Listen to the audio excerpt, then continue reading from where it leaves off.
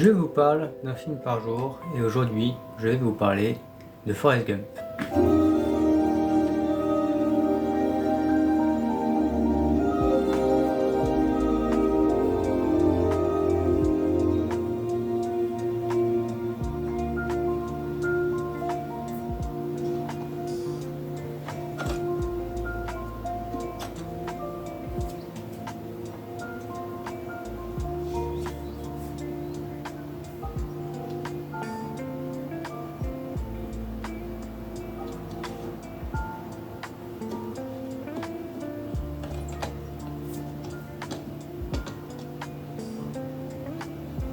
Réalisé en 1994 par Robert Zemeckis, il raconte l'histoire de Forrest Gump, un petit garçon qui a des problèmes musculaires aux jambes, qui fait qu'il ne peut pas courir ni marcher convenablement et qu'il a un dos également déformé. Pendant son enfance, il va devoir avoir ainsi des appareils pour ses jambes afin de marcher. Maman était une femme très intelligente. C'est pas ce que je t'ai dit, Forrest. Tu n'es pas différent des autres. Tu as bien entendu ce que je t'ai dit, Forrest. Tu es exactement comme tous les autres. Tu n'es pas différent. Votre fils est différent, Madame Gump. Il a seulement un QI de 75. Et alors, nous sommes tous différents, Monsieur Hancock. Il va rencontrer Jenny, une petite fille avec qui il va vite devenir ami et meilleurs amis, très proches. Au fil de leurs aventures, ils vont aussi faire face à d'autres garçons qui vont vouloir victimiser Forrest Gump jusqu'au gap où Forrest va devoir courir avec la fameuse référence où Jenny dit « Cours Forrest ». Ce gap va produire chez Forrest Gump une avancée, un passage de l'homme estropié à l'homme qui court. Au petit garçon qui va courir, casser son attirail de fer et courir jusqu'à qu'ils ne peuvent plus courir. Courir va ainsi représenter la liberté de pouvoir bouger et faire ce qu'il veut, ce qu'il a envie de faire. Je m'appelle Jenny. Je m'appelle Forrest Gump. À partir de ce jour-là, on s'est jamais quitté, Jenny et moi. On était comme les deux doigts de la main. Elle m'a appris à grimper aux arbres. Allez, Forrest, tu peux y arriver. Je lui ai appris à se suspendre. Mon gentil petit Elle m'aida à apprendre à lire et... Moi, je lui ai appris à se balancer. Et des fois, on restait assis dehors à attendre les étoiles. Maman va s'inquiéter. Reste encore un petit peu. Je sais pas pourquoi Jenny ne voulait jamais rentrer chez elle. D'accord, Jenny, je reste. C'était ma meilleure amie. Hé, crétin! T'es attardé ou complètement stupide? Bah oui, c'est Forrest Gump. Ne fais pas attention à eux, Forrest. Cours, Forrest, cours vite! Prenez les vélos! Cours vite! Allez, Forrest! Attends un peu, crétin, on arrive. Faut voir ton rattrape. Cours, Forrest, cours! Cours, Forrest! Reviens ici, toi!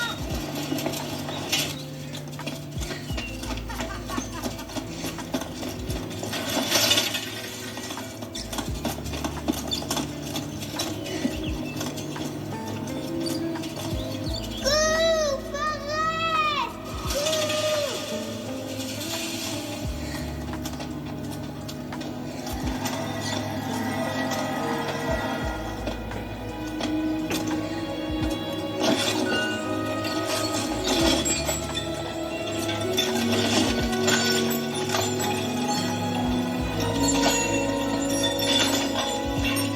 Au fur et à mesure que l'histoire va évoluer, on va comprendre que Jenny a des problèmes familiaux. Sa mère n'est pas là et son père est alcoolique et par conséquent est violent avec elle. Elle va ainsi vouloir le plus possible fuir la situation et fuir sa maison natale. C'est pour cela ainsi que Jenny va progressivement partir également de leur ville d'origine. Jenny! Où t'es parti? T'as intérêt à revenir, ma fille! Où t'es encore, mon jeune? Reviens ici tout de suite. Mais où t'es? Jenny! Prie avec moi, Forrest. Prie avec moi. Mon Dieu, faites-moi un oiseau que je puisse m'envoler loin, loin d'ici.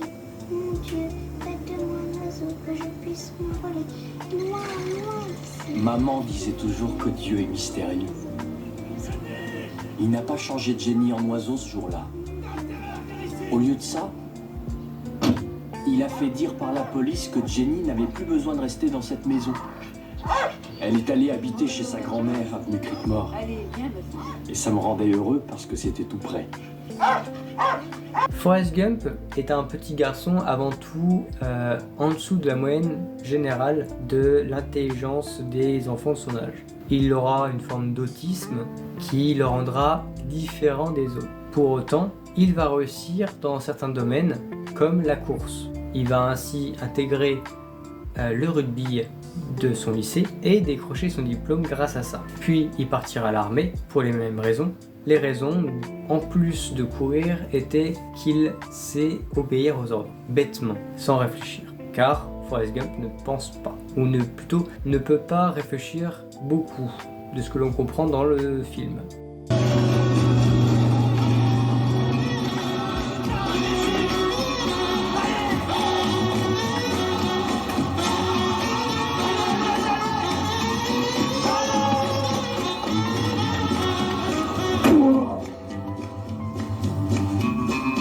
Mais qui c'est celui-là?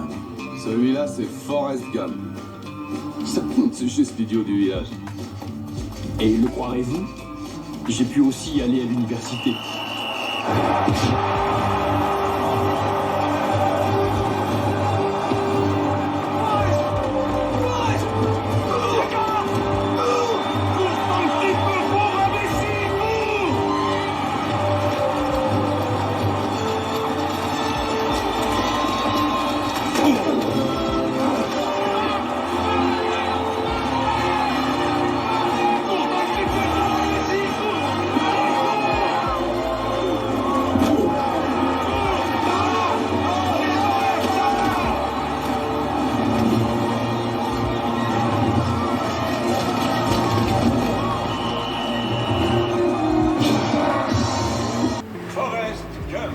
Vous pouvez le croire, il m'a suffi de jouer 5 ans au football pour être diplômé d'université. Félicitations, mon garçon. Maman était si fière. Forrest, je suis si fière de toi. Attends, je vais te dire ça. Félicitations, mon garçon. Est-ce que tu as déjà réfléchi à ton avenir? Réfléchis. Bonjour, je m'appelle Forrest Gump. Tout le monde s'en tape le coquillard de ton blast, couille molle! T'es même pas digne de micher mes bottes de merde! Car tes grosses miches de temps tous dans ce bus, tu as l'armée maintenant! Cette place est prise. C'est pris. À première vue, j'ai eu l'impression d'avoir fait une erreur à voir comment se passait mon premier jour d'incorporation. Je me faisais déjà gauler dessus. Assieds-toi là si tu veux. Je savais pas qui je pouvais rencontrer ou ce qu'on allait me demander. T'es déjà monté sur un crevettier? Non, mais je suis monté sur plein d'autres arbres. Je te parle d'un bateau pour pêcher la crevette. J'ai bossé sur des crevettiers toute ma vie. J'ai commencé sur le bateau de mon oncle, c'est le frère de ma mère, quand j'avais à peine 9 ans. J'étais juste en train de me chercher un bateau à m'acheter quand j'ai été appelé. Mon nom de baptême, c'est Benjamin Buford Blue. Mais tout le monde m'appelle Booba. C'est un nom qu'on donne aux pauvres. Tu te rends compte? Je m'appelle Forrest Gump. Tout le monde m'appelle Forrest Gump. Alors Booba était de Bayou-la-Batterie en Alabama et sa maman faisait cuire les crevettes. Corps. Gump! Quel est ton seul et unique but dans cette armée? Faire tout ce que vous me demandez, sergent instructeur? Putain de merde, Gump! T'es un putain de génie! C'est la plus extraordinaire réponse que j'ai jamais entendue! Tu dois avoir un putain de merde de QI d'au moins 160! T'es un putain de merde de deuxième classe doué, Gump! Écoutez-moi, les mecs!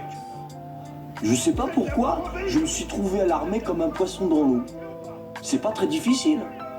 Il faut juste faire son lit au carré et se tenir bien droit. et répondre à toutes les questions par oui, sergent instructeur. Est-ce que c'est clair? Oui, sergent instructeur! Tout ce qu'il faut, c'est laisser.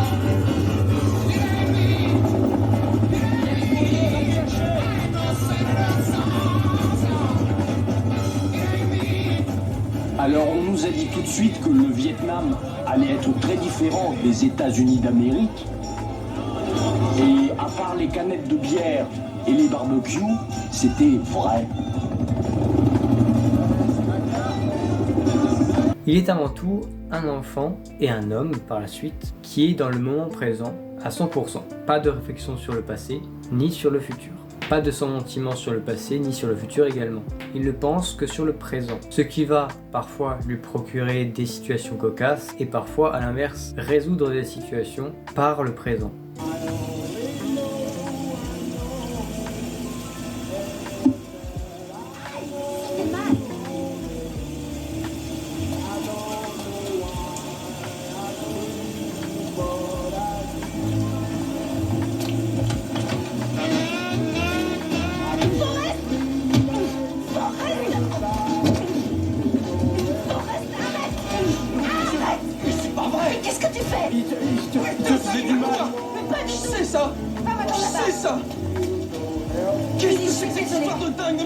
Non, attends une seconde. Ne m'approche plus jamais. Attends une seconde. Il sait pas ce qu'il fait. Il va rencontrer pendant son séjour à l'armée Booba, qui est un crevettier, donc un pêcheur de crevettes, et avec qui il va passer beaucoup de temps et former une nouvelle amitié, en plus de celle de Jenny qu'il ne voit plus pour le moment. Avec Booba, ils vont beaucoup parler, et Booba va mourir pendant la guerre. Et pour honorer le dernier instant de son ami, il va vouloir devenir pêcheur après être parti de l'armée, pêcheur de crevettes. Et as-tu réfléchi comment appeler ce bateau? Ça porte malheur d'avoir un bateau sans nom. J'avais jamais donné de nom à un bateau. Mais il y en avait qu'un qui me venait à l'esprit. Le plus beau nom qui soit au monde.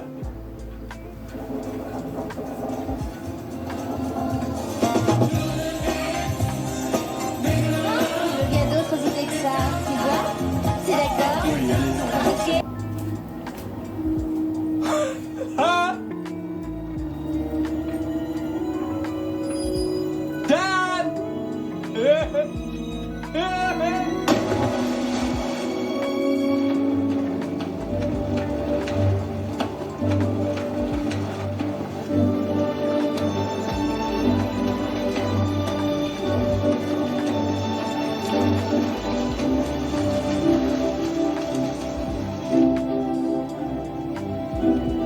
Lieutenant Dan, qu'est-ce que vous faites ici?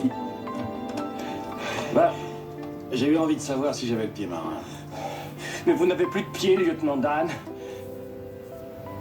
Oui, ça je sais. Tu m'as envoyé une lettre, idiot. Ouais, le capitaine Forrest Gump. Avec je vois ça de mes propres yeux. Et je t'avais dit que si t'étais un jour capitaine d'un crevettier, j'accepterais d'être ton premier matelot, alors je suis là. Je suis un homme de parole. Tire à gauche! D'accord! Gump, qu'est-ce que tu fais? Non, à gauche! Gauche! C'est là qu'on va trouver des tonnes de crevettes, mon pote! Ha ha! C'est là qu'on va les trouver!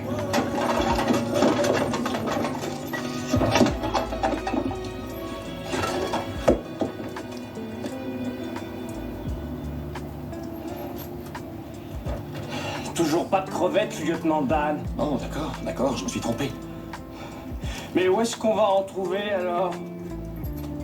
Bah, peut-être que tu devrais prier pour qu'on en trouve. C'est Forrest. Après ça, la pêche a été facile.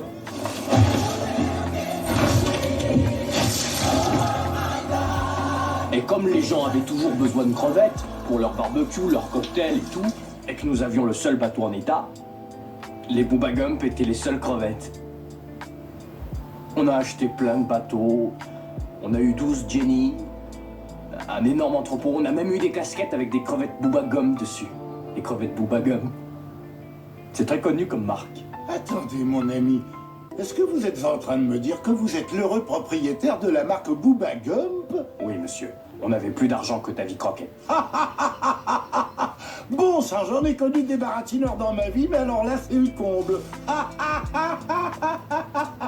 Il ira avec son ancien lieutenant, le lieutenant Daniel Taylor, avec qui ils formeront un duo de pêcheurs de crevettes. Au début, la pêche sera très mauvaise, car vous en doutez, ils ne connaissent pas forcément la pêche. Puis, progressivement, ils vont s'améliorer et grâce à une tempête qui va ravager la mer et ravager les bateaux, et par chance, il n'y aura que leur bateau qui aura survécu à cette tempête, ils finiront par être les seuls pêcheurs de crevettes de la région et les seuls à amasser énormément de crevettes par conséquent. Ils vont devenir riches et former le Book Forest, une marque de bateaux, une entreprise, mais aussi une marque de casquettes et de vêtements en tout genre. Ils vont devenir milliardaires et énormément gagner d'argent, malgré le fait que Forrest Gump va rester humble. Il va, pendant tout le film, chercher à tout prix Jenny, avec qui on comprend clairement qu'il a de gros sentiments pour elle. C'est à la fois sa porte de secours, sa seule amie qu'il a eue depuis toujours, et la seule fille avec qui il a le plus eu de relations d'amis, finalement. Celle-ci lui fera plusieurs fois des avances, sans qu'il soit absolument réceptif, car c'est absolument pas quelque chose qu'il connaît. Donc, c'est quelque chose qu'il redoute. À Forrest Gump, j'ai mis 4,5 sur 5, car c'est un très bon film. Il parle de l'autisme et de la manque d'intelligence de certaines personnes qui peuvent ne pas forcément être quelque chose de négatif, mais un autre atout différent. Ici, la course, en l'occurrence, ou une facilité dans d'autres choses comme les relations sociales.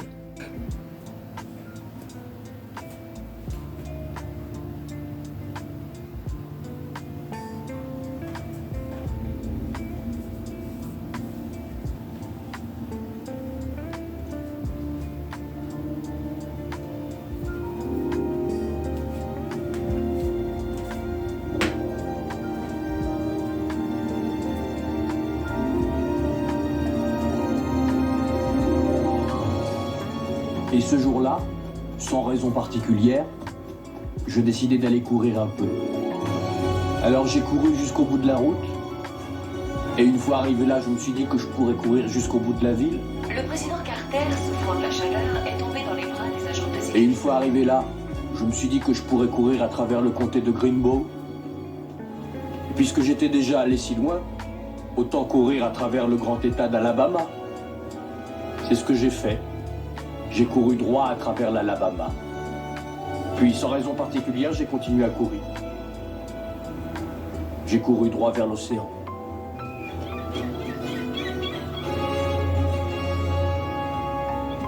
Et une fois arrivé là-bas, puisque j'étais déjà allé si loin, autant faire demi-tour et continuer ma course. Et je suis allé jusqu'à un autre océan.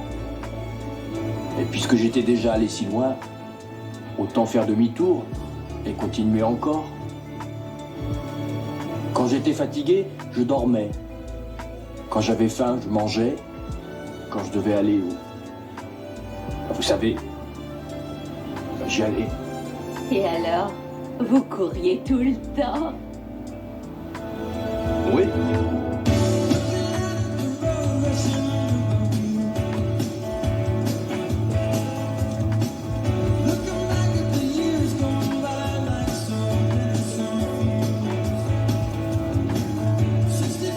Ce film a aussi beaucoup touché ma personne, d'une part par les explications et la vision qu'on a de Forrest Gump avec Forrest Gump, mais aussi tout ce qui s'apparente autour de la vie réelle avec Danny, avec Jenny qui, à cause de son enfance difficile, va sombrer aussi petit à petit dans des relations difficiles, drogue, sexe, alcool, striptease. Beaucoup de choses qui vont lui faire douter de vouloir rester en vie ou non. Et tout le long du film, on comprend bien que pour Jenny, sa bouée de sauvetage est également Forrest Gump, malgré le fait qu'elle essaye de le fuir aussi. elle est quand même et finalement amoureuse de lui également. Ils vont avoir un enfant malgré que Forrest Gump n'est pas au courant jusqu'à la fin et permettra de faire perdurer leur amitié à tout jamais. Ce film est plutôt touchant dans son ensemble, autant dans les besoins simples de Forrest Gump que dans les besoins de Jenny de fuir son enfance et de renier à tout prix le père qu'elle a eu et l'enfance qu'elle a eue avec cette maison qui la hante encore. Ce qui fait que Forrest Gump détruira par la suite la maison natale de Jenny pour délivrer son âme de cela, après la mort de Jenny, qui mourra de maladie. Et moi, je vous dis à la prochaine pour un prochain film.